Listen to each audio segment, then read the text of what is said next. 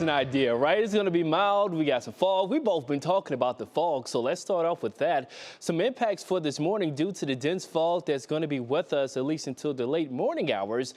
This advisory for our inland areas at least until 10 o'clock. So we're looking at possible running into some dense fog that could limit your visibility less than a quarter of a mile or even less than that. We have 0-mile visibility from Port Clinton right at 3/4 at Elyria right now. We have dense fog setting up in eastern Summit County and the Portage counties. You head eastbound, westbound on I-76. Get prepared to have the low beams ready to go. So we have a stalled front right on top of I-80.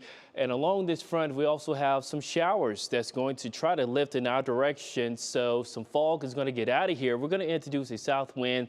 A passing shower too with this front that's going to be lifting through between the hours of 4 and 5 o'clock. That's going to be the best effort of picking up on an isolated shower. Most of us will get away with a completely dry and pretty mild Friday afternoon. Check out these highs, upper 60, 67 degrees. That south wind is really going to do its work and keep us on the mild side even throughout the overnight.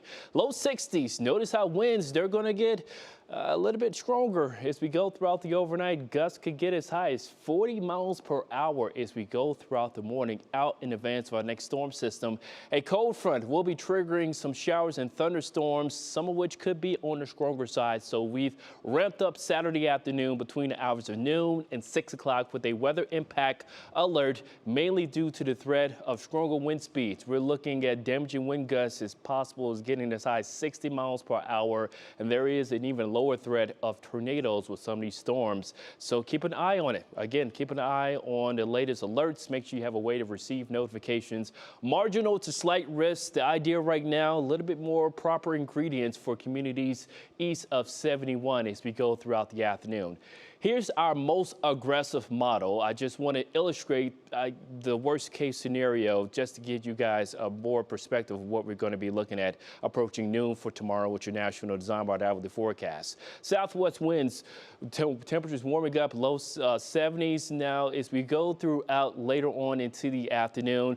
Our recent update to this model is showing this line converging a little bit better for communities to the southeast along Route 30, even further down to the southeast, Ken over to Dover. So this could be changing. A lot is going to have to go into the forecast with these early season and early afternoon setups. It could be a bit tricky when it comes to converging these proper ingredients for those stronger thunderstorms as we go throughout the afternoon. So that line could easily set up a little bit further to the west with this cold front eventually arriving for tomorrow evening, bringing in the north winds briefly. Temperatures only warming up into the upper 50s.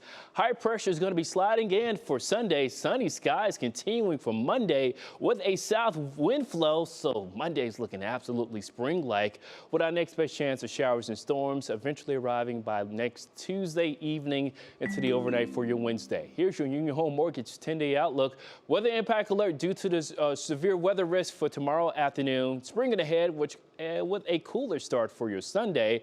Upper 30s, low 40s, upper 50s, still above average for Sunday afternoon. 68 looking gorgeous Monday. Showers and storms arriving by Tuesday and Wednesday.